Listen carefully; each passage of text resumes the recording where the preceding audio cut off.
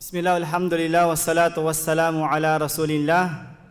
Ang lahat ng papuri, pasasalamat ay kay Allah, ang tunay at tanging nag-iisang Diyos, at nawa ang biyaya kapayapaan ay mapasa ating mahal na Propeta Muhammad sallallahu alaihi wasallam, mula sa kanyang pamilya na sumuporta sa kanya, mula sa kanyang kasamahan na umalalay sa kanya, at sa lahat ng taong tumatahak sa kanyang landas hanggang sa huling araw.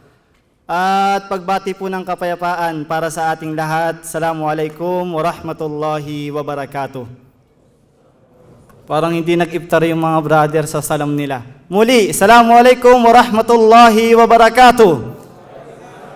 Masya Allah. Ramadan Mubarak po sa ating lahat. At lubos po tayo nagpapasalamat kay Allah subhanahu wa ta'ala na pinangyari niya, pinahintulot niya ang gabing ito na magsama-sama tayo. Subhanallah, isa sa mga gabi ng Ramadan at magtitipon-tipon tayo sa pag-aaral ng Islam. Kasi kahit anong gawin nating pagsusumikap, kung hindi ipapahintulot yun sa atin ni Allah, wala tayo sa mga oras na ito, mga kapatid sa Islam. Pagkatapos po ay pinasasalamatan natin ang Abdullah bin Zaid, ang ating center, Islamic Cultural Center, sa pagkakandak po ng ganitong programa. Masyaallah, matagal-tagal din na mahinga ang ating center gawa ng pandemic, at alhamdulillah naging bukas po ulit para magkandak ulit tayo ng mga ganitong programa. Ano po? At pagkatapos ang mga kapatid ko sa pananampalatayang Islam na nandito po ngayong gabi. Masyaallah, barakallahu fikum wa jazakumullahu khairan. Sa mga sisters din natin, alam ko meron kayong mga, yung ilan, merong mga pinagpalit para umatin dito sa gabing ito. Inshallah, biyaan at gantimpalaan kayo ni Allah subhanahu wa ta'ala. At sa mga non-Muslims po na kasama namin ngayon. So inshallah po, kunin niyo po yung pagkakataon na ito na matuto po ng, o magtanong kayo. Kung meron po kayo mga katanungan sa ating mahal na Sheikh mamaya, magkakaroon po tayo ng Q&A portion. So inshallah, actually ako po, matagal na akong nakikinig sa mga lecture ni Sheikh, pero excited pa rin ako mamaya na umupo dyan kasama ninyo at makinig sa kanyang lecture.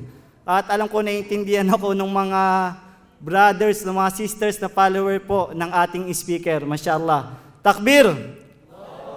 At inshallah, sisimulan natin ang ating programa sa pagbabasa po ng maluwalating Quran. At tinatawagan po natin ang ating mahal na Sheikh, ang ating mahal na guro, walang iba kundi si Sheikh Al-Misri Kunting, para po sa pagbabasa ng maluwalhating Quran. Falyatafaddal mashkura. A'udhu billahi minash shaitanir rajim.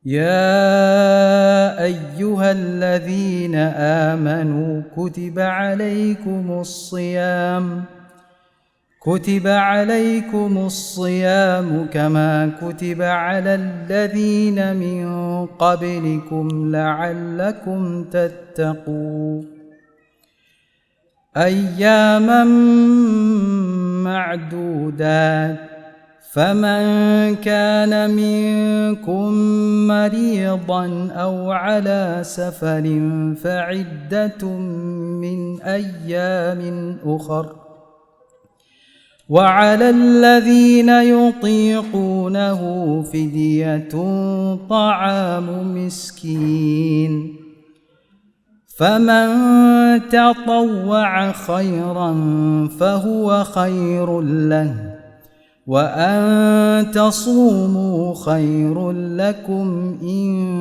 كنتم تعلمون شهر رمضان الذي أنزل فيه القرآن هدى للناس وبينات من الهدى والفرقان فمن شهد منكم الشهر فليصمه ومن كان مريضا أو على سفر فعدة من أيام أخر يريد الله بكم اليسر ولا يريد بكم العسر ولتكملوا العدة ولتكبروا الله على ما هداكم ولعلكم تشكرون.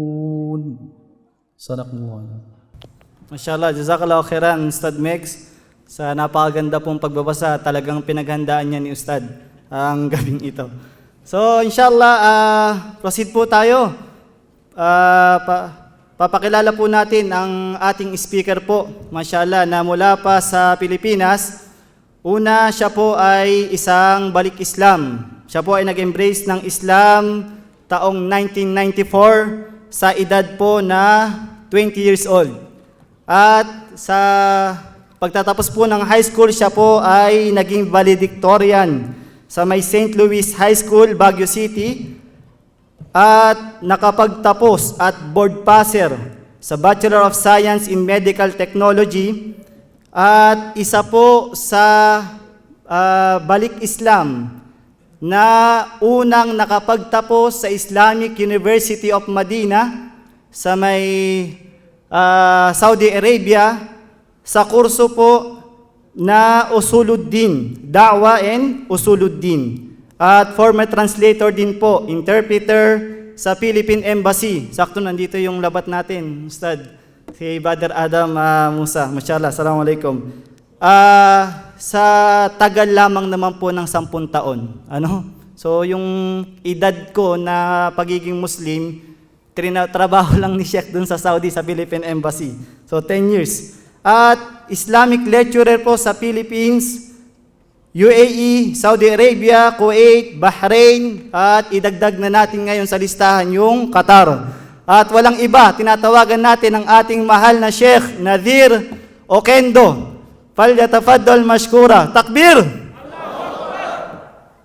Alhamdulillahi Rabbil Alamin, wal aqibatu lil muttaqin, wassalatu wassalamu ala man la nabiyya ba'd, amma ba'd.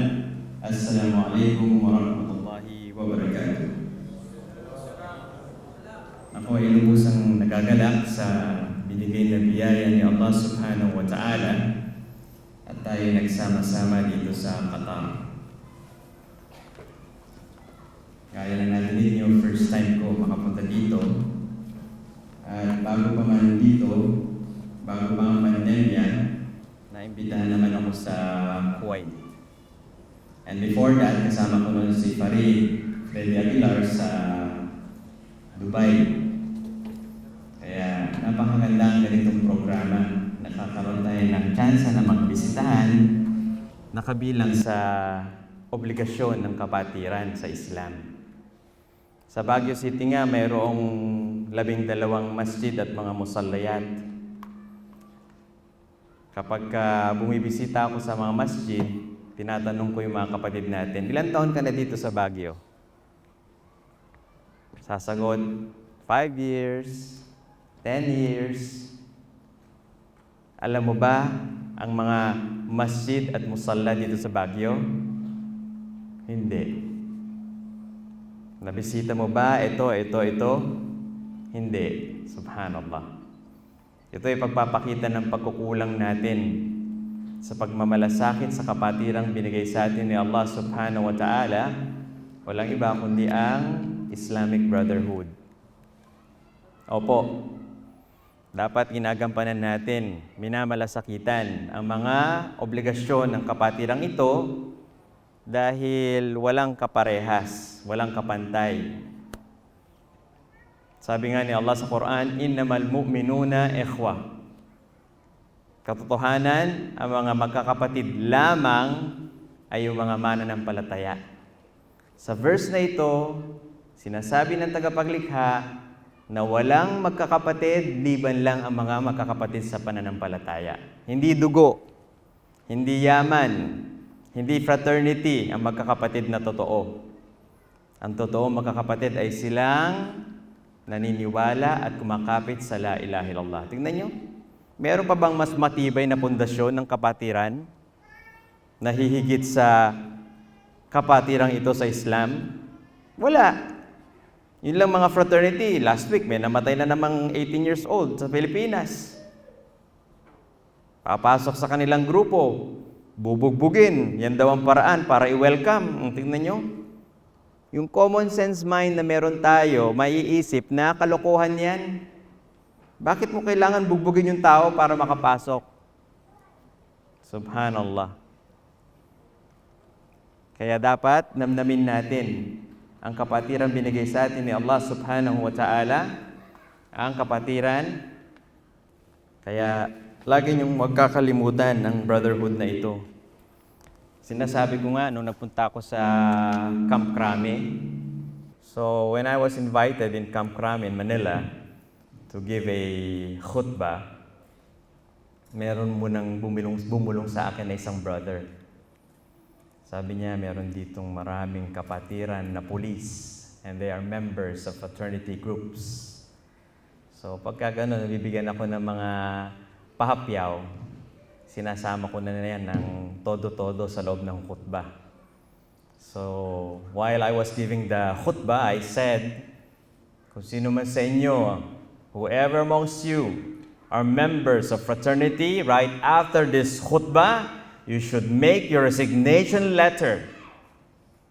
At isubmit nyo dyan sa mga, kung sino-sino mga president ninyo. Because if you will not submit your resignation from that fraternity group, ibig sabihin, nasa puso mo that that fraternity group is better than the brotherhood which Allah subhanahu wa ta'ala gave you. And that alone qualifies you to be out of Islam. Nakita nyo? At kayo na nakikinig ngayon, kung miyembro kayo ng fraternity, tiyak na kayo ay malalabas sa Islam pag hindi nyo aalisan yan. Anong logic doon? Kasi iniisip mo na yung binigay ni Allah na kapatiran ay nahigitan pa ng sinalihan mong fraternity. Di ba? Kaya wag na wag mo iisipin yan. Innamal mu'minuna ikhwa. Katotohanan, ang mga magkakapatid ay sila na mananampalataya kanino? Kay Allah subhanahu wa ta'ala.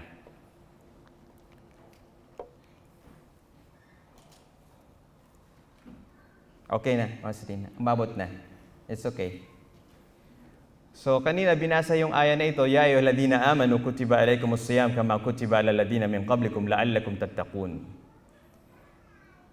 Sa aya na ito, inobliga sa inyo ang pag-aayuno, katulad ng pagkakaobliga nito sa mga nauna sa inyo, nawa kayo ay matakot.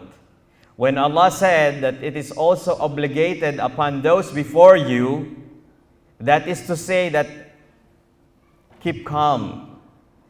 Kalma ka lang kapatid, lalo na yung mga bagong yakap sa Islam, kalma ka lang. Huwag kang matakot.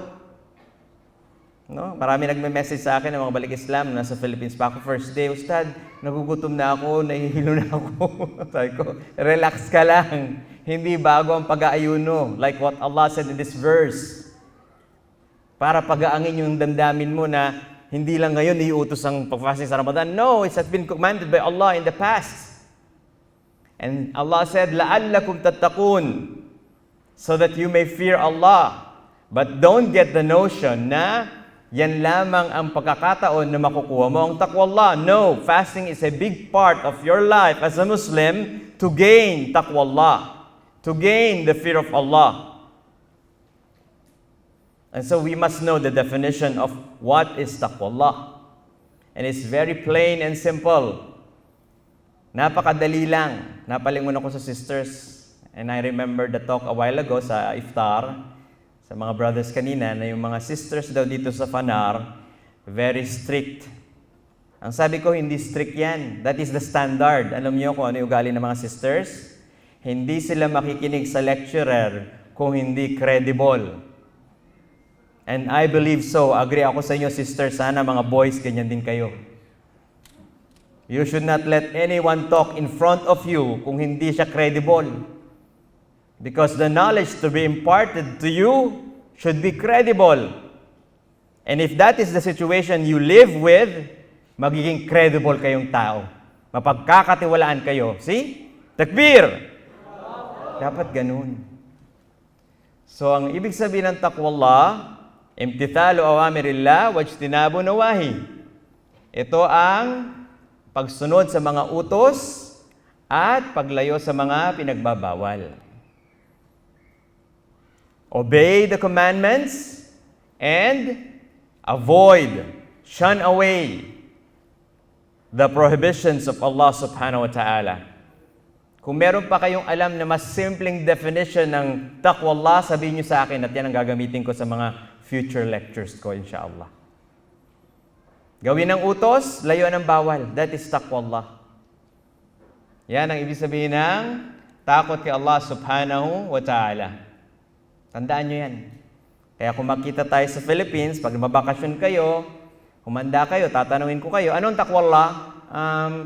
Pag ka, gagapos kita.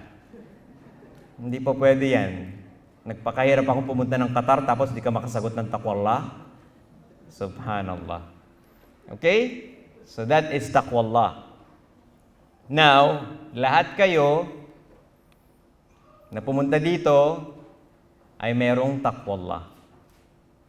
Lahat kayo na dumalo sa programang ito, all of you have taqwallah, insha'Allah. However, iba-iba. Iba-ibang klase ang grupo ng tao meron sa gabing ito. Mayroon dyan na hindi pa Muslim. Yes, may takot ka kay Allah. Paano? Sa time na to, pwede kang maglakwatsa dyan sa Mall of Qatar. No? Magpunta sa mga party-party na nag-i-invite sa'yo, and yet you choose to come here because there is something in your heart. May takot ka, gusto mong malaman, gusto mong matuto. Go on! Patuloy ka lang, pero pakiusap naman, wag lang ngayon lang. I-follow through mo yan kahit weekly. Mag-aral ka, you are invited in our center. Welcome ka. No? Para tuluyan mong maintindihan bakit ako at marami sa mga kapatid mo dito ay dating Kristiyano at yumakap na sa Islam. Mga pare, mga madre, mga reverend, bakit sila yumakap sa Islam? Go on, learn. Hindi ka namin pipilitin, pero ikaw mismo sa sarili mo, pagdesisyonan mo yan. Meron naman yung bagong yakap na medyo minsan tumatagilid, nagdadalawang isip. Ano ba itong pinasok ko? Bakit ganito? Nagpa-fasting ako, nagugutom tuloy ako, ayoko nito. Yan, ibubulong sa'yo ng masamang parte ng sarili mo. Kasi ngayong buwan na ito, nakagapo sa mga syaitan eh. Sasabihin ko sana, binubulong ng syaitan, pero hindi. Bulong yan ng sarili mo. Inna nafsa la'ammaratun bisu. Ang sarili natin, mayroong side din na nagtutukso sa iyo na gumawa ng masama. Lalong-lalo na doon sa kinakasanayan niyang gumawa ng masama. Na kahit kahit wala nakagapos na yung mga syaitan, hindi mo na kailangan ng syaitan para bulungan kang gumawa ng masama kasi kinasanayan mo. So para sa mga bagong yakap, kinakailangan magpatuloy kayo sa pag-aaral. Magtanong kayo. Huwag tatamad-tamad. Yung mga bagong yakap sa Islam, I again remind you to continue learning. Dadaan ka talaga sa proseso. Ako nga eh.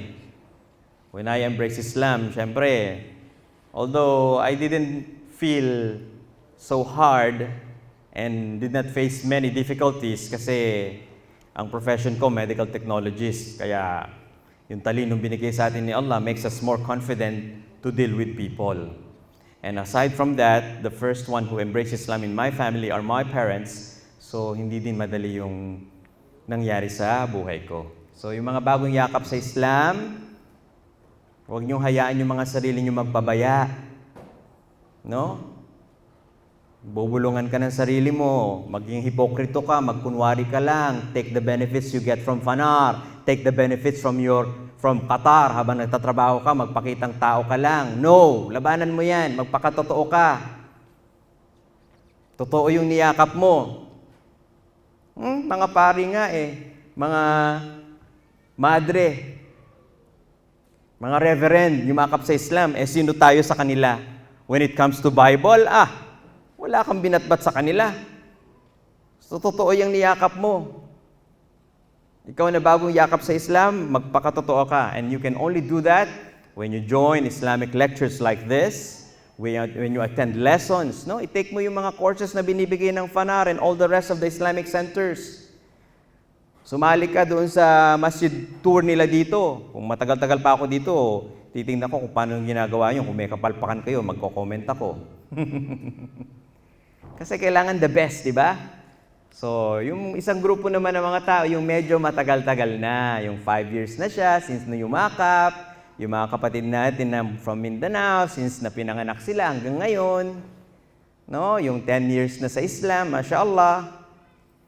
Yan, kasama natin sa pagtitipong ito. And finally, those who are medyo matagal na, mga 20, 25 years na kayo, pero isang bagay na gusto kong bigyan ng diin.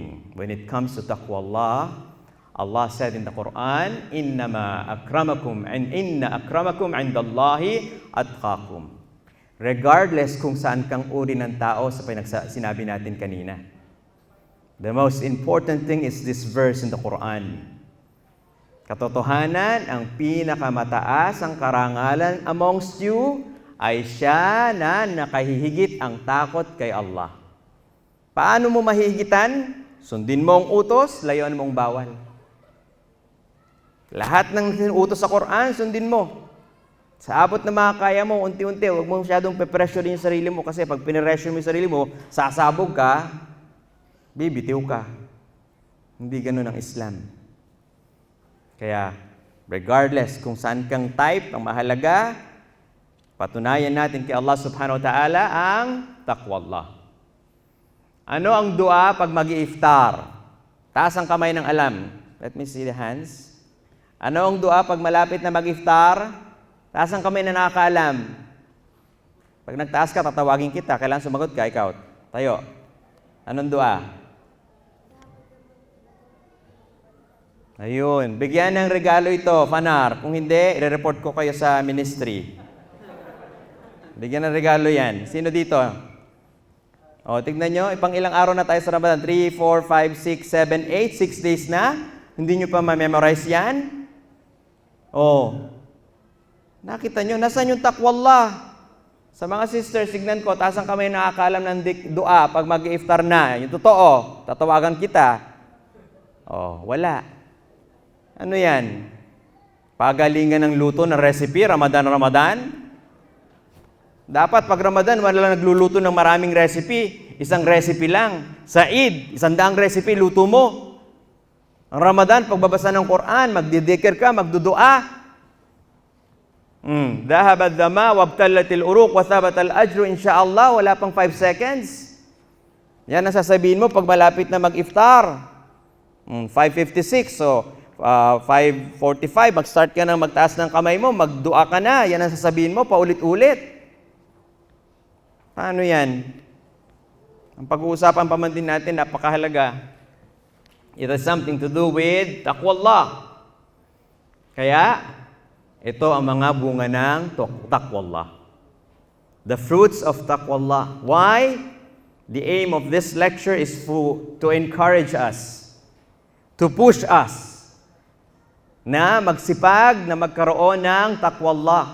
Siguro, kaya tayo tatamad-tamad, hindi natin alam yung mga bunga na ibibigay ng takot kay Allah subhanahu wa ta'ala. Inshallah, marinig natin ang lecture na ito. After this, magiging masigla at masipag na tayo. First, in Surah At-Tawbah verse 4, Allah said, Inna Allah yuhibbul muttaqin. Katotohanan na mahal ni Allah, sino? Ang mga may taqwa Allah. Ang mga sumusunod sa utos, ang mga nilalayuan ng mga bawal. The love of Allah, pagmamahal ni Allah. Alam ko, lahat tayo gusto natin na mahalin tayo ni Allah subhanahu wa ta'ala. Pero ang tanong, sumagot kayo lahat sabay-sabay kung yes or no. Mahal ba tayong lahat ni Allah? Ay, mga mali ito. Anong nangyayari dito sa akida ninyo? Delikado ito. Mahal tayong lahat ni Allah. Ibig sabihin nyo, mahal ni Allah ang mga kafir. Mahal ni Allah yung mga mushrik. Kasi I use the word lahat, all. Pag sinabing all, no exemption. And the worst thing, mahal ni Allah ang shaitan. Again, mahal tayong lahat ni Allah? Oh, meron dito no, yun ang tama. Yung iba yan no. Parang yes, no? Hindi po pwedeng ganun ang sagot. Hindi tayo mahal ni Allah. Lahat tayo, hindi lahat mahal ni Allah. Para mo namang sinabi yung taong nasa itaas ng entablado, alive, hallelujah, God loves us all. Yan, sumama ka na doon sa grupo pag sinabi mong Allah loves us all. Hindi. Very specific, like this verse in the Quran, ini-specify ni Allah kung sinong mahal niya. Never can you find a single verse in the Quran, not even in the Sunnah or Hadith of the Prophet ﷺ na sinabi niyang Allah loves all. None. Tapos ngayon, yes ka? Wag mong sasabihin yan, Muslim. In this particular verse, mahal ni Allah ang mga may takot sa Kanya. Tingnan niyo yung definition ng taqwallah. Sinusunod ang utos, nilalayo ng bawal. Sinusunod ba ng mga tao na sumasamba sa kahoy, sa bato, sa rebulto, sa kulay itim na kahoy? Yun ba ang gusto ni Allah? Again, mahal ba ni Allah ang lahat? Yun. See? Mahabang usapin if you go to details, pero yung example ko kaagad doon sa utos, di ba? Bawal nga ang shirk bawal nga ang magtambal So be very careful with the statement. Another one. So before we leave that first one, pagmamahal ni Allah, in kuntum tuhibbuna Allah fattabi'uni yuhibbukumullah. Allah said in the Quran, kung mahal niyo si Allah subhanahu wa ta'ala at gusto niyo mahalin kayo ni Allah, sundin niyo sino? Si Muhammad sallallahu alaihi wasallam, and that is part of taqwallah. Sundin ang utos, di ba? Inutusan tayo ni Allah na sundin sino? Si Muhammad sallallahu alaihi wasallam. Everything connected in Islam. Another fruit of taqwallah is found in this verse. وَرَحْمَتِي وَسِعَتْ كُلَّ شَيْءٍ فَسَأَكْتُبُهَا لِلَّذِينَ يَتَّقُونَ وَيُؤْتُونَ الزَّكَاةَ وَالَّذِينَ هُمْ بِآيَاتِنَا يُؤْمِنُونَ. So here, I would like to give emphasis yung awa ni Allah. وَرَحْمَتِي. Ang aking awa ay napakalawak. Sobrang lawak, kaya wag mo ipagdadamot. Kayo mga bagong yakap sa Islam, wag kayong madamot. Turuan niyo yung mga mahal niyo sa buhay. Si uncle, si tita, si nanay, si kapatid, si pinsan.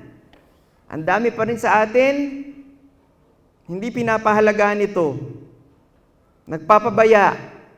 Yung iba sasabihin, kasi yung ate ko, yung kuya ko, yung nanay ko, mga sagrado yun Ang dami pang excuses. Wag kapatid, wag mo hayaan yung mga hindrances na ibubulong sa'yo ng syaitan. Wag. Tingnan mo nga mga pastor, madre, pare, yumakap sa Islam. Sino yan kumpara dun sa mga magulang natin, kapatid natin, pinsan natin na hindi naman mga pastor? Meron nga sa Saudi Arabia, sister, mga pamilya ng pare at madre, ang mga kapatid niya. And yet, she was so strong, none can hinder her. Sabi niya, yayakapin ko ang Islam. Ito ang katotohanan. Takbir! Ganun. Be positive. So, awa ni Allah, mabibigay sa mayroong taqwallah.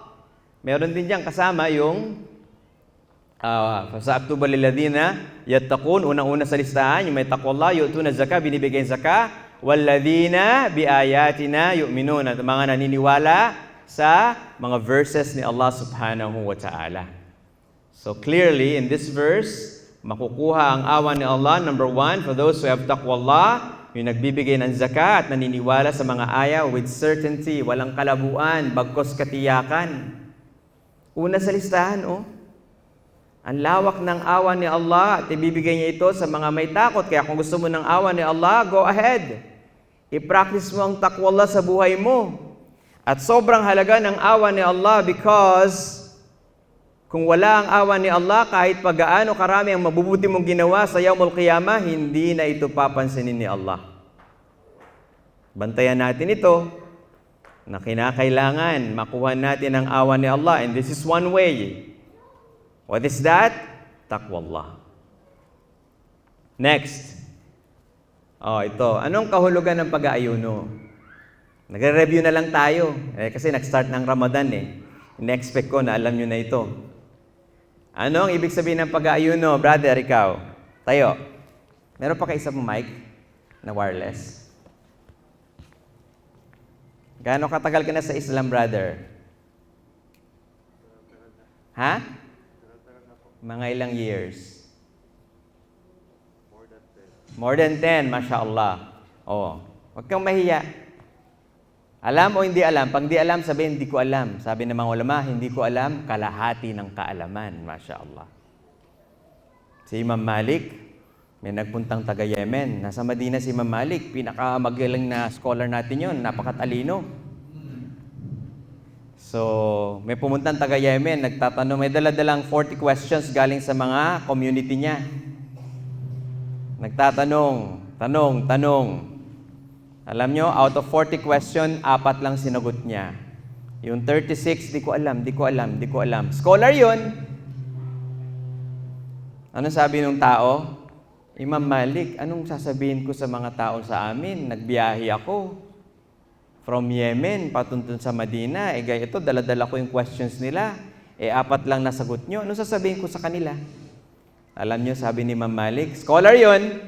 He said, tell your people, Imam Malik said, I don't know. See? It tells a person kung talagang may takot kay Allah. Hindi yung sa Ilocano, agin lalaing, nagmamagaling. Sagot na sagot, hindi naman alam yung sinasagot. Sa halip na makapagbigay ng tamang landas, naligaw pa ng landas. O, sino makapagbibigay ng ibig sabihin ng fasting?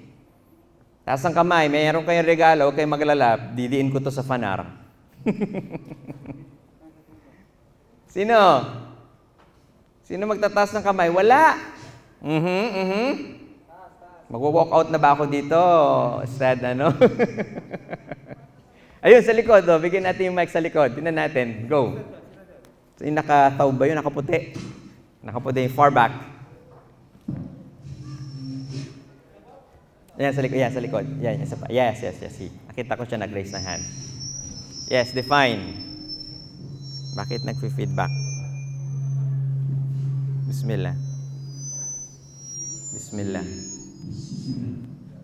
Okay.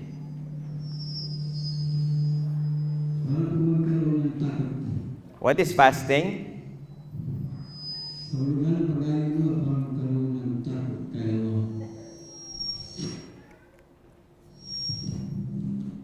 Okay, mukhang kulang. Sige, jump. Kulang. Ito ang ibig sabihin ng fasting. Pagpipigil sa sarili mula sa mga makakasira sa pag-aayuno, mula tulu'il fajar hanggang sa pagpasok ng Maghrib kasama ang niyya.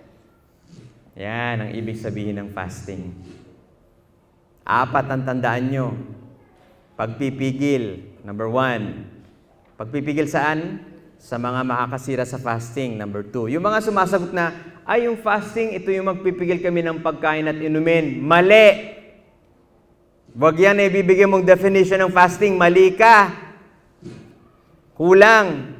So, iisipin ng mag-asawa, pwede kaming magsiping sa umaga ng Ramadan. Sabi ni brother, sister, yung fasting daw, yung pagpigil sa inumin at pagkain. So, nagsiping kami ng umaga, loving.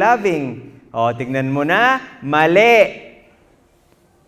Ang gagamitin mong salita, yung makakasira sa fasting. Kasi marami yun. That's number 2. Number 3, yung panahon. Mula tulu'il fajr, pagpasok ng fajr, Allahu Akbar, Allahu Akbar. Pagpasok ng Maghrib, Allahu Akbar, Allahu Akbar. Yun ang panahon. And finally, kasama ang niyya.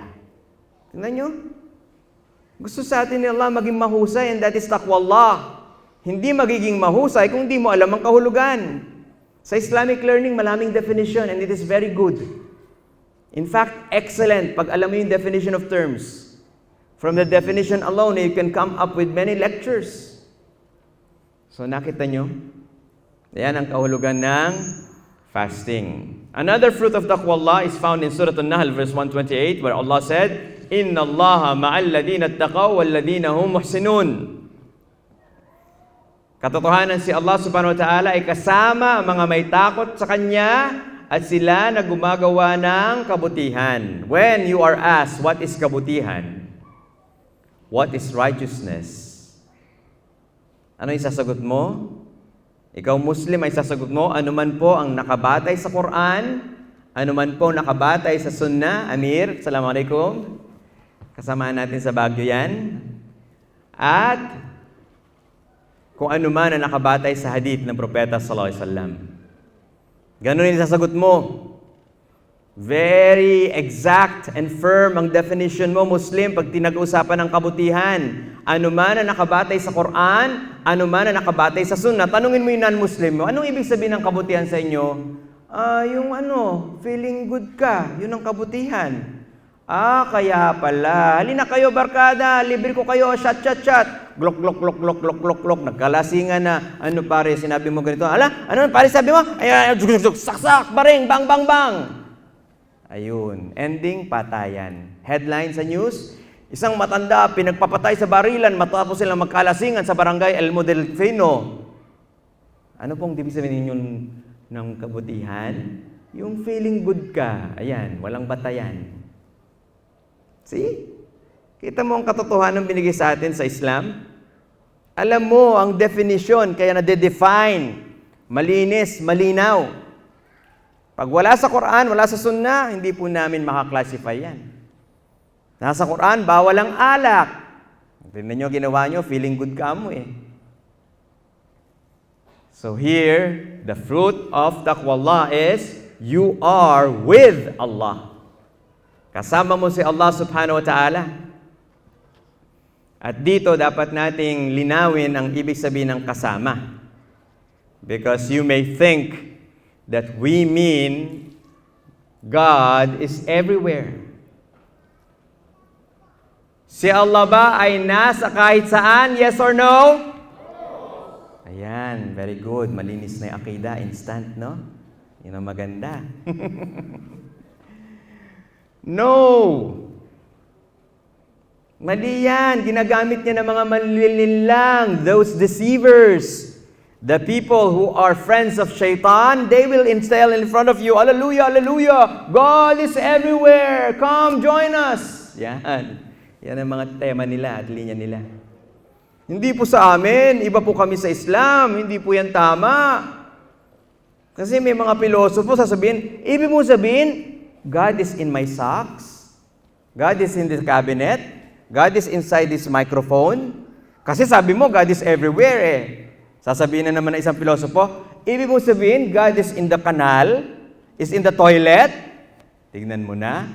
Kasi sabi mo, God is everywhere. Not in Islam, not in Islam. Wala sa Quran, wala sa Sunnah, na sinabi ni Allah, Allah fi kulli makan. Allah is everywhere. Wala. Ikaw na may takot kay Allah, makukuha mo itong fruit ng taqwallah na kasama mo siya pag sinusunod mo ang utos at nilalayuan mo ang bawal. At kailangan natin yan. Kaya tayo patuloy sa paggawa ng haram. Yung mga naninigarilyo yung Muslim, alam ko, nagulat ako dito sa Qatar, nabuisit ako. Talamak sa inyo dito yung smoking, buti pa sa amin sa Baguio. Wala na, pag nag-smoke ka sa labas ng bakod mo, huhulihin ka. Magmumulta ka 500 pesos. Oh, natalo pa namin kayo. Subhanallah. Biruin mo? Pag meron ka ng fruit na ito with you, kasama mo si Allah, magiging conscious ka. Mag-iingat ako sa sasabihin ko. Ito bang sasabihin ko kung mahal-mahal kay Allah o hindi? Ito bang gagawin ko? Ikikilos ko kung mahal-mahal kay Allah o hindi? Kung ang sagot ka mahal-mahal, I will say it, I will do it. Pag ang sagot ay hindi, magagalit sa akin si Allah, tatahimik ako, hindi ko kikilos. Tingnan nyo? Kaya patuloy pa rin yung mga kapatid namin sa pagtitinda ng pirate DVD, nagtitinda pa ng ball, nagtitinda ng droga, illegal drugs, kasi hindi nila nakuha ang bungang ito. And that means to say, chain reaction yan, yung takot sa puso nila, nawawala.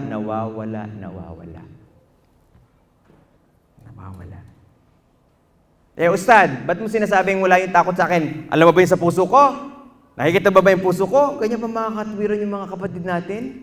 Ang sakit-sakit magsalita, pero hindi kita titigilan hanggat nabubuhay si Brother Nadir. Hindi kita titigilan sa pagpapayo at papangaral. Haram yung paninigarilyo. Haram yung pirated DVD. Magtigil ka na, kapatid ko. Hindi kita hinuhusgahan sa puso mo. Hinuhusgahan kita sa kilos mo. Yan, sister, yung pagsusot mo, hindi yan hijab. Damit yan. Bakit nakikita yung braso mo? May mga sister, pag tinataas yung kamay, hindi sila conscious, lumalabas yung braso ganyan, no? Kunyari pa, maarte, pinapakita dun sa lalaki sa katabi. La hawla wala quwwata illa billah. Kaya tinan nyo, may mga sisters, merong hook dito sa thumb. Talagang, mashallah, natatakot sila kay Allah para may inaabot sila, hindi bababa. No? Ganun. Mali ang sabihin na God is everywhere. Tama? Allah was sami'ul basirul alim. Si Allah, nadidinig niya ang lahat, nakikita niya ang lahat, nalalaman niya ang lahat. Yun ang tamang sasabihin. Alam niya ang lahat, nakikita niya ang lahat, nadidinig niya ang lahat. Hindi ba nandun sa sinasabing ito, yung everywhere? Pero tama yung pagsalita. Hindi kayang pasukin ng pagkapilosopo. Ibig mo sabihin, alam ni Allah, pati yung mga langgam sa ilalim ng lupa. Yung mga halimbawa, bastos magtanong. Opo, alam niya. O, di ba? Ibig mo sabihin, nadidinig niya kahit lahat ng tao mag-usap-usap sa buong mundo, bilyon-bilyon, with all the different languages and wika. Opo. Ang linis, di ba? Nakikita niya kahit yung coronavirus na kailangan mo ng microscope. Opo. Di ba? Hindi niya kaya sabihin na kagaya nung everywhere, nasa banyo, nasa sapatos, di ba? Ganon ang sasabihin mo. So, kung gusto mo makasama si Allah sa knowledge, then, do taqwallah. Tingnan nyo ito, yung mga anak nyo mga dalaga, ganyan ang manamit. Hindi hijab ang tawag dyan, ang tawag dyan, damit. Sisters, tama ba ang tawag dito, damit o hijab? Damit. Alam nyo, pero yung mga anak nyo dalaga, hindi yan yung pinabibihis nyo. Ang galing sumagot. Pero yung pinapabihis sa anak na dalaga, damit, hindi hijab. Natutuwa ako doon sa mga magulang na 2 years old pala yung anak na babae, nag-hijab na. Ang linis-linis. Very pure. Oh, hindi. Gusto ni nanay, sexy ka muna. Sexy. 10 years old, 15 ka na anak, mag-hijab ka na. Ayoko nanay, ikaw nagturo sa akin sexy. Gusto ko sexy. Sino may kasalanan? Si nanay. Bakit si nanay? Nawawala yung takot kay Allah. See? Tignan nyo kung paano connected yan, sister. Ngayon, tignan natin. Hinangaan ko kayo dahil pinipili nyo ang lecturer nyo. Pahangain nyo yung sarili nyo kay Allah subhanahu wa ta'ala. Kung talagang sinusunod nyo ang takot kay Allah subhanahu wa ta'ala. Hindi ito taqwallah. Yung masikip yung pangitaas nyo, naka-leggings kayo sa baba, hindi yan taqwallah. Lumalabas kayo mga sister sa bahay, nagpapabango, hindi yan taqwallah. Dahil ang taqwallah, ang sinusunod mo ang 4 na kondisyon ng hijab. Nakatakip lahat except yung hindi makikita, like yung hindi tatakpan, like yung mata. Hindi damit na parang dekorasyon. Dapat makapal, hindi manipis. Dapat loose, maluwag, hindi masikip. Dapat walang perfume. Dapat hindi katulad ng damit ng mga lalaki. Hindi katulad ng mga damit ng kafir. Pa-design pa kayo dyan sa ulunan ninyo. Pa-lace-lace pa kayo. Manipis, nakikita yung braso ninyo. Hindi dapat gagayahin yung damit ng kafir. Dahil kafir na damit yan, hindi yan hijab. At dapat, wag din yung, ayan, yung lavish. Ano ibig sabihin lavish? Yung sobrang gastos. Bibilin mo pa yung brand yan, pareho lang naman yung sabi mo pa, sister, anong brand yung hijab mo? Ako, 5,000 to sa'yo. Mukhang ukay-ukay lang, nanlait ka pa. La hawla wala quwwata illa billah. Dahil sabi ng propeta sallallahu alaihi wasallam, sino man ang manamit dito sa mundo na siya ay gustong maging sikat, maging popular, bibihisan siya ng damit ni Allah sa yaumul qiyamah ng kahihiyan. Ipapahiya ka ni Allah. And we are not speaking of how many people now sa gabing ito. Sabihin natin, 150. Hindi 150 ang audience doon. From Adam up to the last person whom Allah will create, yun ang audience mo. Ipapahiya ka. Hindi pa nagtatapos yan ng hadith. And the Prophet said, sallallahu alaihi wasallam, and Allah will set fire around that person. Magliliyab ng apoy sa paligid mo. La hawla wala quwwata illa billah. So that is not taqwa. Another fruit of taqwa Allah found in chapter Al-A'raf verse 35. فَمَنِ اتَّقَى وَأَصْلَحَ فَلَا خَوْفٌ عَلَيْهِمْ وَلَا هُمْ يَحْزَنُونَ. Here we will find the fruits of Allah, where you will no longer be sad and you will no longer be frightened. Wala nang lungkot, wala nang takot. Alam nyo ba, ang Islam, binigay sa atin ni Allah, ang propeta sa Islam at ang Quran, para hindi tayo malungkot. Para hindi tayo malungkot. Para hindi tayo matakot, except yung takot na pinag-usapan natin, taqwa Allah, na lalo tayong lumalapit o nagiging malapit kay Allah. Kaya wala ka ng lungkot sa isang tafsir, sa mga nakalipas mo dahil makakapasok ka na ng Jannah. Wala ka na ding takot sapagkat hindi ka nadadanas ng parusa kung ikaw ay nasa Jannah. But beyond that tafsir, higit pa dito sa mundo, nagkakaroon tayo ng kalungkutan sa anumang bagay. No? Naalala ko tuloy yung sa Baguio, merong nagbigti na brother. Dahilan sa love triangle. Love triangle ba? Magbibigti ka sa love triangle? Ano ba naman yan? La hawla wala quwwata illa billah. See? Natatakot ka sa negosyo mo, sa trabaho mo.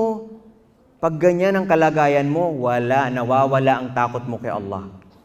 Kasi ang dulot ng taqwa Allah, mapapanatag ka. You are confident.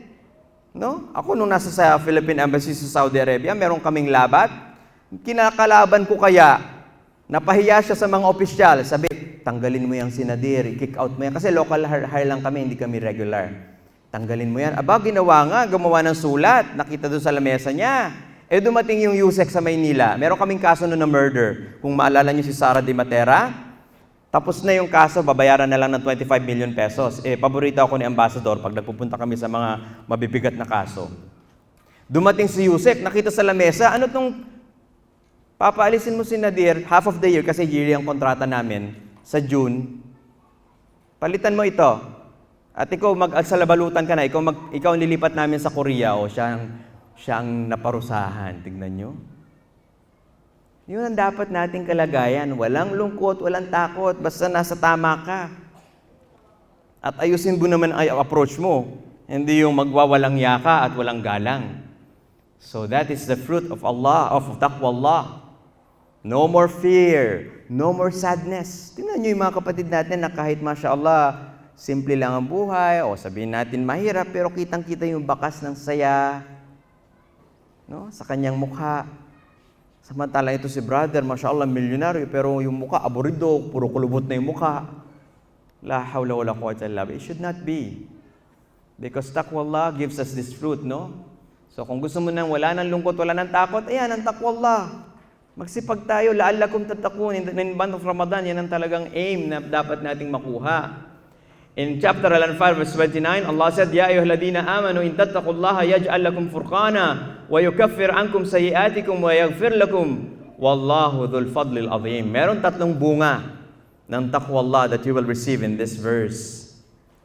Namely, bibigyan ka ng furqan. Nako, napakahalaga ng furqan na yan.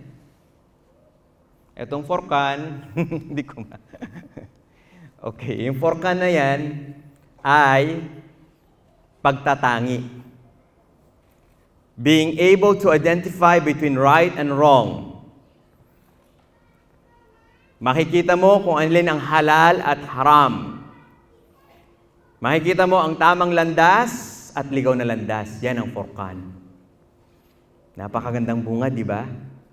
Kung bakit yung mga kapatid natin na patuloy natin pinapangaralan, ilang lectures, ilang khutbah na napakinggan, haram ang paninigarilyo, pero naninigarilyo pa rin dahil wala silang nakuhang bunga na furqan.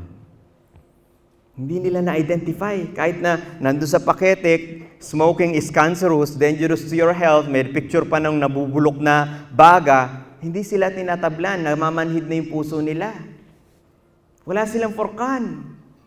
Yung mga sumasali sa pyramid scheme ng business, yung pa-downline pa niyan, relax lang, dumarating ang pera, yan, nawawalan sila ng forkan. Ang linaw ng usapin dyan, na haram yun eh. Pinapasok mo pa rin. May mag-aalok sa'yo, sister, brother, bigay kayo din ng 20K. After 1 week, 100K na yan. Ha? Sige, sali ako. Hindi mo inaalam ang negosyo. Yung pala, illegal drugs, ecstasy tablets. Talagang mabilis ang pera. Pero haram naman pala. So, delikado. Kapag hindi ka nagsasanay ng taqwallah, you will not receive this fruit. Napakaganda niyan eh. Malalaman mo yung tama sa mali. Yung totoo sa kasinungalingan. Kaya sikapin natin na isanay at i-practice ang taqwallah. Pangalawa na bunga na sa aya na ito, ang pagpapaumanhin sa mga pagkukulang. Allah will overlook your shortcomings. Lahat naman tayo nagkukulang. Anong surah ang binasa ng imam kanina sa Tarawih? What surah was read by the imam in Tarawih? Ang gandang surah kaya niyan. Meron akong lecture niyan, 100 benefits in the chapter of Yusuf. See? Kailangan mag-elevate ka. Ikaw na balik Islam, ikaw na medyo matagal na sa Islam, lalo na yung matagal na. In-expect ko, dapat marunong ka na magbasa ng Quran, nauunawaan mo na yung mga aya. Magkaroon ka ng time frame. 1 year, kailangan itong target ko. 2nd year, alam ko na mag-Arabic. 3rd year, maganda na yung pagbabasa ko ng Quran. Ganun. Ilang years ka na, sister, sa Islam? 5 years? Ilan na memorize mo sa Quran? Qul huwallahu ahad, Allahu samad, lam yalid wa lam yulad. Ano pa? Qul huwallahu ahad, Allahu samad. Ano pa? Qul huwallahu ahad, Allah, subhanallah. See? Nagsasala ka, si sister nagsasala, Allahu Akbar, Alhamdulillahi Rabbil Alamin Ar-Rahman. Ano kaya lulutuin kong dinner para kay husband? Ano ko ba naman, sister? Nagbabasa ka ng Al-Fatiha sa sala, isipin mo yung lulutuin mo sa husband mo? Yan yung mga pagkukulang natin eh. Nagdarasal lang Fajr, nakapajama. Yan yung mga pagkukulang na papaumanhinan ka ni Allah, ma-overlook niya yan because you have taqwallah. And the last one, وَيَغْفِرْ لَكُمْ, patatawarin ang mga kasalanan. Sino ba na sa atin ang hindi nagkakasala? We all need the forgiveness of Allah. Kaya, sanayin, i-practice ang taqwallah. Sinabi ni Ali Abi Talib radiyallahu anhu, "At-taqwa hiya al-khawfu min al-jalil wal-'amalu bit-tanzil wal-qana'atu bil-qalil wal-isti'dadu li-yawmir rahil." Ang taqwa ay ang takot kay Allah, ang jalil, ang pagsasabuhay ng Quran, ang makontento sa kahit kaunti, at ang paghahanda sa huling araw. Additional info yan. Apart from the definition early, we have given for taqwallah. Yung maging kontento ka sa kahit kaunti. No? Alam mo naman yung trabaho mo, ito lang eh. So, maging kontento ka. Mag-aral ka ng online class, makakuha ka ng diploma, isubmit mo sa company, ma-promote ka. Ganun. At yung paghahanda sa huling araw. Taas ang kamay dito na nakapunta ng sementeryo ng Muslim last week. Taas ang kamay. Last week. Ayun, 1, 2, 3. Sa mga sisters, sa bagay mga sisters, sa bahay ang best sa inyo. 3. Dapat nare-remind tayo ng kamatayan, yun yung paghahanda sa huling araw. So the rest of the crowd, hindi bumibisita, nagpapakalunod sa dunya, sa mundo. Zurul qubur fa innaha tudhakkirukumul akhirah. Sabi ng propeta sallallahu alaihi wasallam, bisitahin niyo ang sementeryo dahil ito ay nagpapaalala ng kabilang buhay. Maalala mo na pansamantala lamang ang buhay na ito, kaya ayokong malunod. Okay, gusto ko maging mayaman para makapagbigay ako ng maraming charity. Good. Magpapatayo ako ng masjid. Good. Pero bantayan mo, dahil yung gusto mo, pag binigay sa'yo at nahuli ka naman ng syaitan, ikaw malalagay sa delikado. Sino silang nagtatakot-takutan? Sabi ni Allah, "Ya ayyuhalladhina amanu taqullaha haqqa tuqatih." When Allah said, "Oh you who believe, fear Allah with true fear," Katakutan nyo si Allah ng totoong pagkatakot, naintindihan ng ating mga ulama na mayroong mga nagtatakot-takutan. Subhanallah. Yung mga nagtatakot-takutan ay sila na walang tigil sa paglabag sa utos ni Allah. Walang tigil sa paggawa ng kasalanan kahit Ramadan pa. Dahil ang takot sa tagapaglikha ay ginagawa ang utos at nilalayuan ang bawal. Kung ikaw ay tumataliwas, sumasalungat sa kahulugan ito ng takwa Allah, ikaw ay kabilang sa mga nagtatakot-takutan. Ano yung mga utos? Sambahin lamang ang nag-iisang tagapaglikha. Kaya ako, nung di pa ako Muslim, ang sinasambang ko 3. Ama, Anak, Espiritu Santo. Sabi ni Allah sa Quran, لَقَدْ كَفَرَ الَّذِينَ قَالُوا إِنَّ اللَّهَ ثَالِثُ ثَلَاثَةٍ. They disbelieve who say that Allah belongs in Trinity. Ang linaw. Sa mga tao nagsasabi na Ama, Anak, Espiritu Santo, tinatanong yung mga kausap kong Catholic pag nagdadawa tayo, sino nagturo nito? Yung Father, the Son, the Holy Spirit. Minsan pag dumadaan sa simbahan, nakikita ko, dito sa bibig. Gano'n, di ba? Dito, dibdib. Saan pa ba? Sa ilong, sa mata? Saan nyo nakuha yan? Magtanong nga kayo. Tanungin nyo. Yung mga pinuno. Saan po to galing, Father? Ano yan? Practice natin yan. I-keep mo lang yan. Yan sasagutin nyo. Hindi niya isasagot, tinuro niya ni Jesus. Hindi! See? Kaya tingnan mo, yung mga utos, sambahin lamang siya, si Allah, wala nang iba. Tanungin mo yung Christian, sino sinasamba mo? Jesus. Lagot! Hindi nga, kahapon may isang brother na siguro may maraming kaalaman sa Bible. Sinabi pala ni Jesus, no, yung nakalimutan ko yung exact statement na, ako ay sugo, hindi niyo ako dapat sasambahin. And if you challenge a non-Muslim, a Christian in particular, to say, give an evidence where Jesus Christ said, I am your God, worship me, they can never give one verse at all. Ang linaw. Magsala 5 times a day, mag-ayuno sa buwan ng Ramadan, hindi po magsala ng every Jumu'ah lang ha, may nagtanong na brother. Hindi Jumu'ah ang sala, every day yan, 5 times a day. Kung Jumu'ah ka lang nagsasala, yan, kabilang ka sa mga nagtatakot-takutan. Fake ka, peki ka. Mag-ayuno sa buwan ng Ramadan, igalang mga magulang, mahusay na pag-ugali sa kapwa. Ano nangyari sa mga kapatid natin? Nag-asawa lang, nakalimutan na yung mga magulang. Ang daming ganyan. Ginagaya mo nun ba yung mga kufatin mo sa balita? Pinalayas yung ama. Inihagi sa home for the aged yung nanay. Huwag kapatid. Huwag mong kalilimutan. Ang mga magulang nasa ilalim ng kanilang mga paa, ang paraiso. Ang mahusay na pag-ugali sa kapwa. Bakit pag pumapasok ka sa trabaho mo Muslim, sabi nung kasama mo, good morning Faisal, good morning Fatima. Good morning ka dyan. Tumahimik ka, kafir ka. Ano yan? Ang pangit ng ugali mo, Muslim? Samantalang utos ni Propeta Muhammad SAW, wa khaliqin nas bi khuluqin hasan. Pakitunguhan mo ang tao, sabi niya tao hindi Muslim. Pakitunguhan mo ang tao ng mahusay na pag-uugalit asal. La hawla wala quwwata illa billah. Ano yung mga pinagbabawal na dapat layuan? Which is the 50% of taqwallah. Huwag sumamba sa iba at huwag itambal sa iba si Allah sa pagsamba sa Kanya.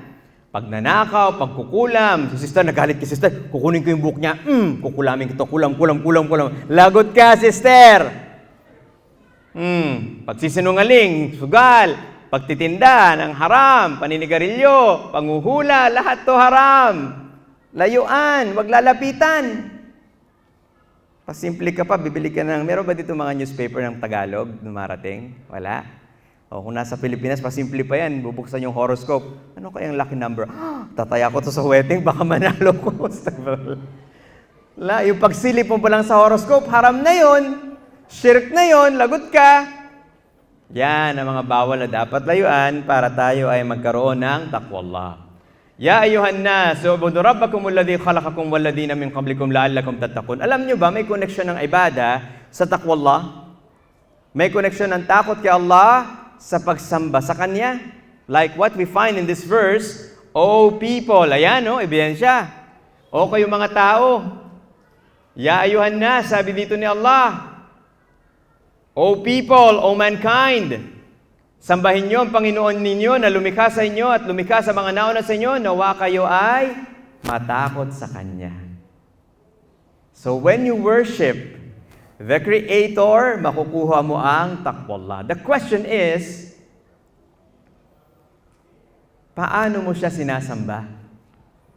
Kasi sasabihin ng non-Muslim, ganun pala, di may takot ako sa Diyos kasi sinasamba ko naman siya eh. Ang tanong, sister, manong, manang, paano mo sinasamba ang tagapaglikha? No? Paano mo sinasamba ang tagapaglikha when you say na sinasamba mo nga siya? Ganito, rock and roll, hallelujah, rock and roll. Sasabihin ko sana, Jack and Poy. Hallelujah, hallelujah. Ano ba yan? Tapos, holding hands. Nung bata pa ako, may fellowship akong nasamahan eh.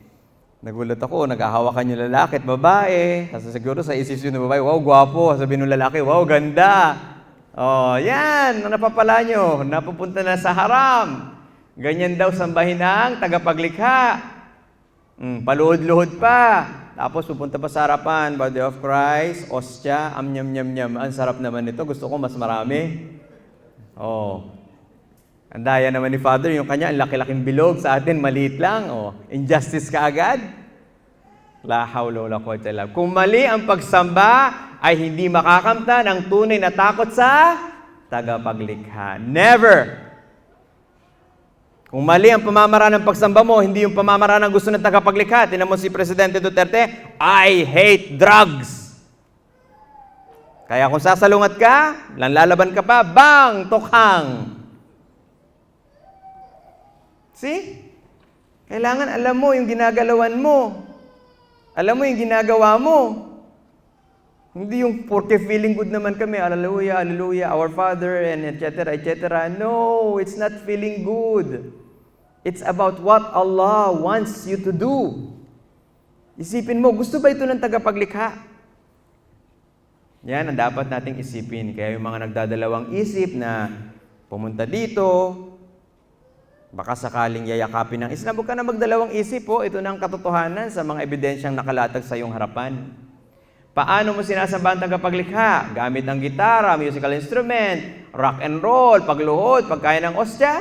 Well, lahat ng ito ay paraan na hindi gusto ng tagapaglikha. Alam mo na, kahit sa sarili mo, alam mo yan, hindi ko na ididiin sa iyo. It's up to you to decide. Gawin pa man, hindi ka namin pipilitin. Tanungin mo lahat ng mga nagsipag-Muslim dito kung pinilit sila. Si General Nieres in Baguio City, sa PNP, General yun, niyakap ang Islam. Kapatid ng mayor namin, si Mayor Dumogan, niyakap ang Islam. We did not force them. Just recently, another counselor, nagyakap sa Islam, abogado. Kaya papahuli pa ba kayo?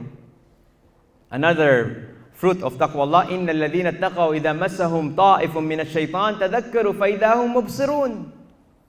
Ang makukuha mong bunga ng taqwallah dito ay magbibigay sa iyo ng lakas para malabanan ang bulong ng shaitan. Kailangan natin 'yan.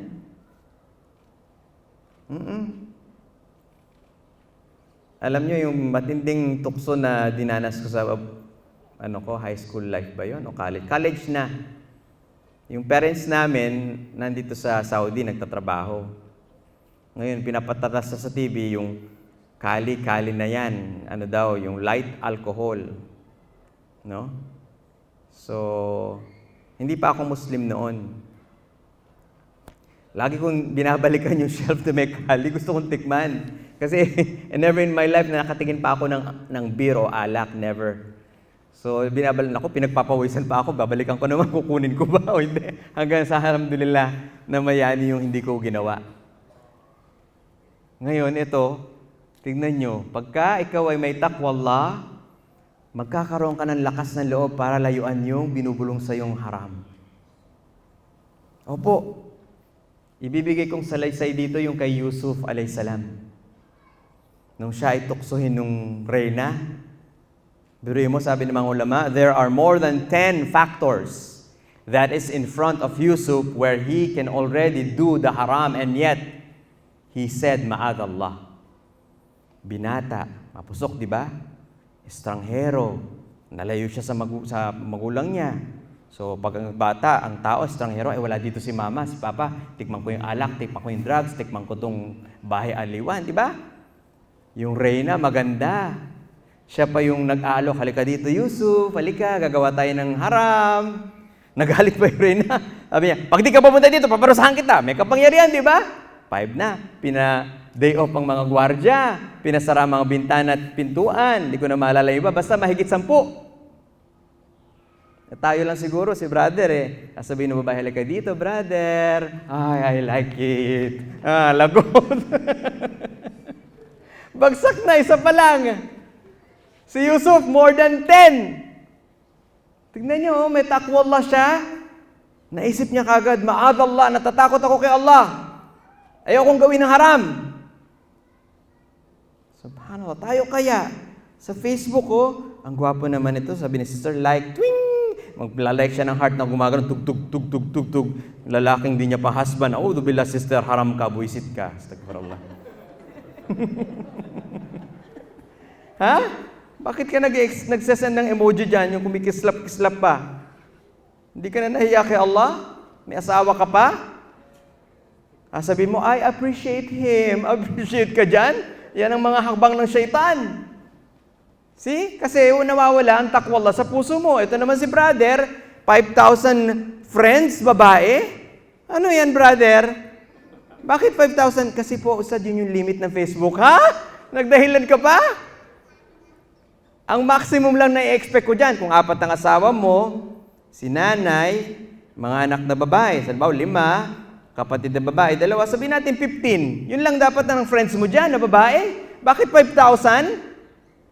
Ayan, nawawala ang takwallah. See? Lalabas sa wall mo ngayon, nagpunta yung mga 5,000 na yan sa beach, nakabikini. Ano ba yung wow, tatakip-takip ka pa ng mata, pawawaw ka naman. La hawla wala quwwata illa billah. See? Pag meron kang takwallah, no. Tinutukso ka, i-like mo yan, i-friend request mo yan, no.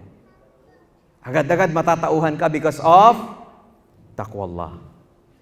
Napakaganda ng bungang iyan, di ba? Kaya lang, sino sa atin ang mapapractice? Again, another one, we have, may nagtanong sa akin sa message, ikinapi-paste ko lang. Assalamualaikum, Sheikh. Pwede ba naman mag-sex na pag nag-aadan na ang Maghrib? Naku, sabi ko talaga, nabuisit ako sa tanong na ito.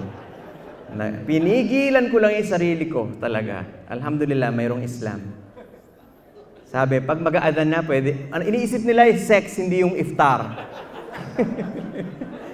Talaga, sabi ko, for many years, alam mo, galing to sa, ilang edad na yung bata na ito? 22 years old, nag-asawa na. Yan ang message niya. Well, the answer is pwede. Pero sa isang tao na nawawala ang takot kay Allah, yan ang gagawing tanong. Bakit mo iisipin yan? Pwede naman sa inyo sa gabi. Di ba? Ang sunnah sa adan, mag-iftar. No? For the sake of knowledge, yes, pwede kang maggawa na niya after pumasok na yung Maghrib. Halal na, pwede na. Kaya pag-isipan natin, no? Nilabasan ng similya by imagination. Anong hukom ng fasting? Pagka ikaw ay nag-i-imagine, nakaupo ka, hindi mo inaabala yung sarili mo, ito yung gumagawa. Yung mga gumagawa nito talaga malaking mga pagkukulang. Hindi naghahanda sa Ramadan. Pero for the sake of knowledge lang, pagka ikaw ay nilabasan ng similya, nag-i-imagine ka, nasa trabaho ka, o malayo si Mrs., nasa Pilipinas, nandito ka, Ramadan, umaga, nilabasan ka, by imagination, hindi sira ang fasting mo. Hindi sira ang fasting mo. Maligo ka lang, magwudu ka, tuloy mo lang the rest of the day, wala kang babayaran. Some scholars advise us, mainam, bayaran mo. Mainam. Pero kung hindi mo babayaran, valid, wala kang babayaran.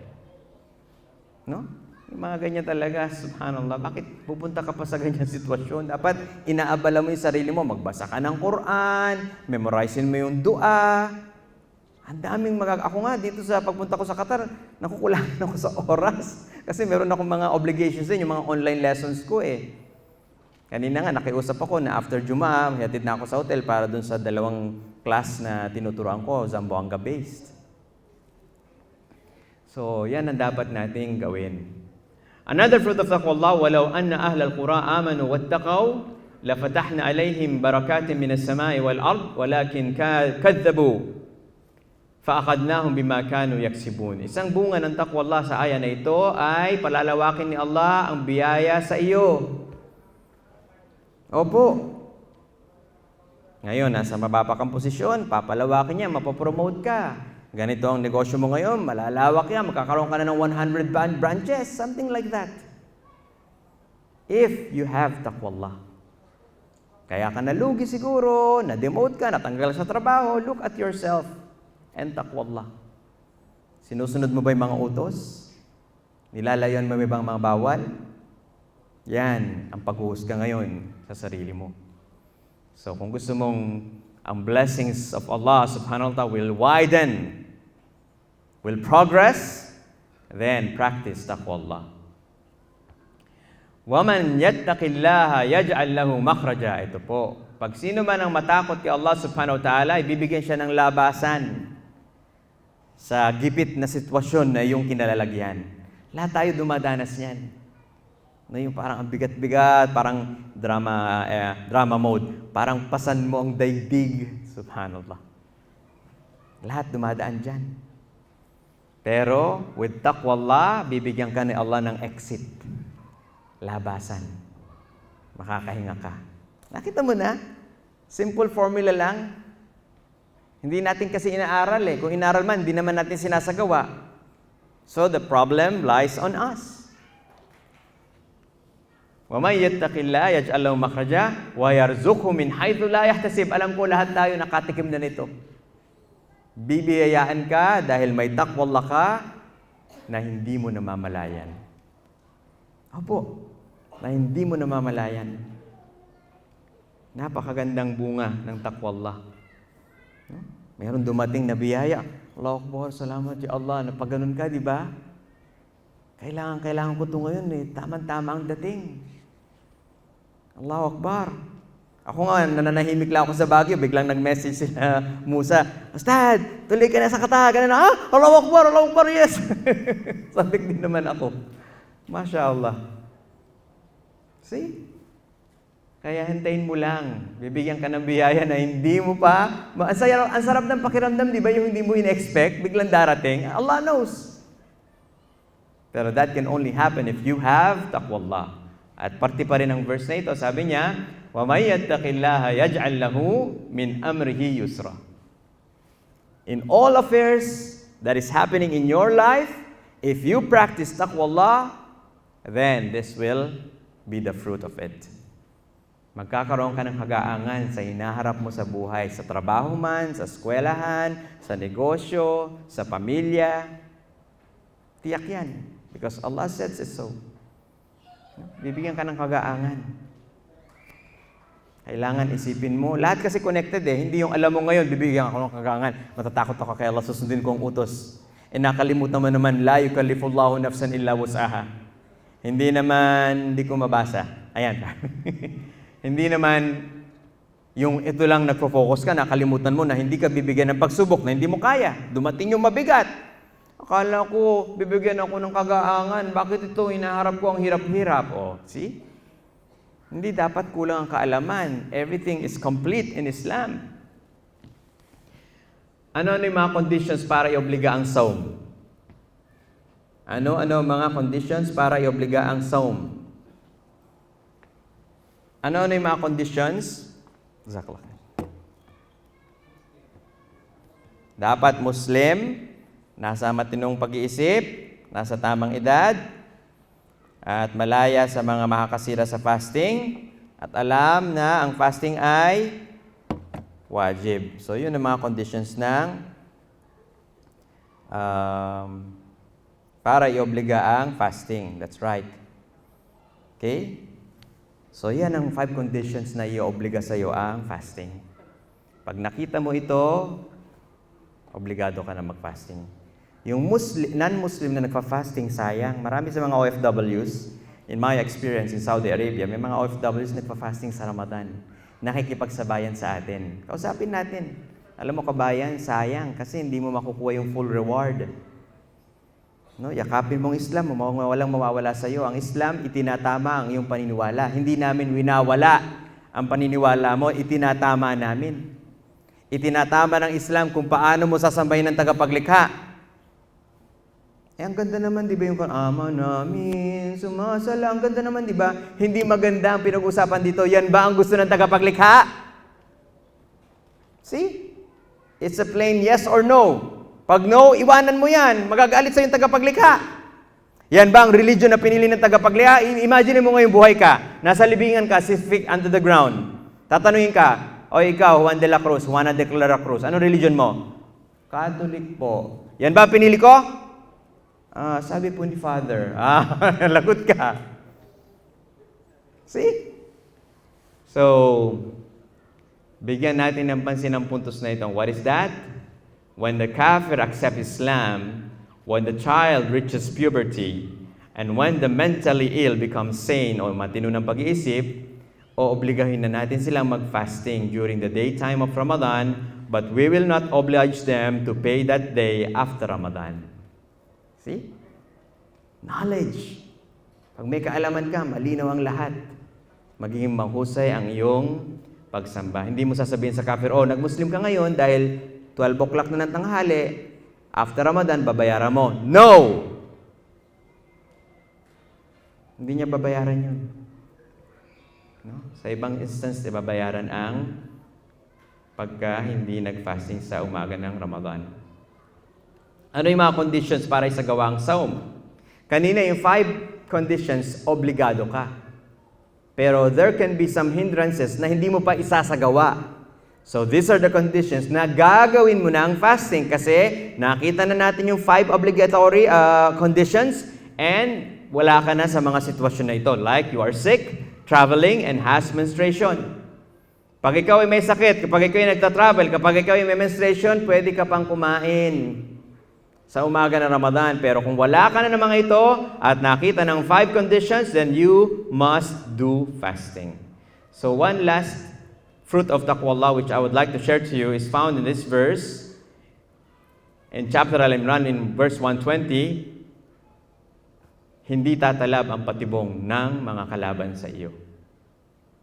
No? In this verse, Allah says, kung kayo ay dadapuan ng kasaganahan, kasiyahan, nagagalit yung mga hindi pa Muslim.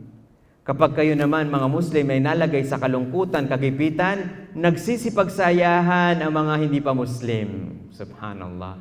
Inna Allah bima ya'maluna muhit. Katotohanan si Allah, alam niya ang kanilang mga pinaggagawa. So dito, kung gusto mong wag tablan ng mga patibong nila, ginamit ko dito salitan nila kasi pwedeng Muslim at hindi Muslim. Nakakalungkot, no? Minsan kapwa Muslim mo pa ang gagawa ng patibong masamang plano laban sa iyo. Nainggit siya sa iyo sa trabaho, pareho kayong kumpanya, sisiraan ka niya sa employer mo para mapatalsik ka. Muslim yun. But anyway, don't be afraid. Ito ang panlaban natin sa kanila. Taqwallah. Pag may takot ka kay Allah, hindi tatalab yung mga plano nilang kalokohan, magfa-fire back sa kanila. Totoo yan. Tingnan nyo yung nangyari kay Labor Attache, yung kwento ko sa inyo kanina. Gusto niya akong patalsikin, siya ang tinisinipa sa Korea. See? Kailangan mo ng taqwallah para hindi tablan na masamang patibong. Bakit ka kaya napatalsik sa trabaho kaysa dun sa taong alam mong mas masama? Tignan mo yung sarili mo. How are you doing with the commandments? Sinusunod mo ba? How are you doing with the prohibitions? Nilalayuan mo ba? Pinapractice mo ba ang taqwallah? So that is ultimately what we need. Yung taqwallah. Tingnan ko lang yung last slide kung mas magandang i-end doon. Yes, okay. So, finally, we are in the month of Ramadan and we are blessed by Allah subhanahu wa ta'ala. Di ba bago mag-Ramadan, sinasabi natin, Allahumma baligh na Ramadan. Allahumma baligh na Ramadan. O Allah, paabutin niyo po kami sa Ramadan. Paabutin niyo po kami sa Ramadan. Ngayon, pinaabot na tayo. And that is a mercy from Allah. Kaya magsikap tayo na pag-usahin ang ating ibada, ang ating pagsamba. At yung ating certificate na gustong makuha ay ang certificate ng taqwallah. La'allakum tattaqun. Nawa kayo ay matakot kay Allah subhanahu wa ta'ala. At yan po, anong sabi kong mali ay mula sa akin at mula kay syaitan. Ano mang nasabi kong tama ay mula kay Allah subhanahu wa ta'ala. Wallahu ta'ala a'lam. At si Allah ang higit na nakakaalam. Assalamualaikum warahmatullahi wabarakatuh.